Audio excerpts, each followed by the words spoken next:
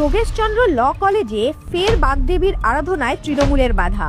বাগদেবীর পুজোর বৈঠকে দুপক্ষের বচসার জেরে অধ্যক্ষের রুমে তালা ঝুলিয়েছে পড়ুয়ারা। কার মদতে পুজো থামানো হচ্ছে? নাম উঠেছে তৃণমূল নেতা দাউদ আমন মোল্লার। বারবার যোগেশচন্দ্র ল কলেজেই কেন সরস্বতী পুজো ঘিরে বিশৃঙ্খলার সৃষ্টি করা হচ্ছে?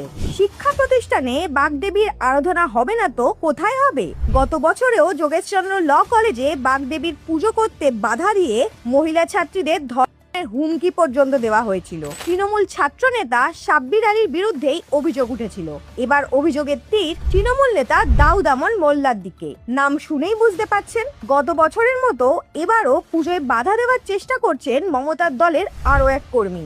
বাংলাদেশ নয়, এটাই মমতার বাংলা, যেখানে বারবার সনাতনী সংস্কৃতি অরক্ষিত।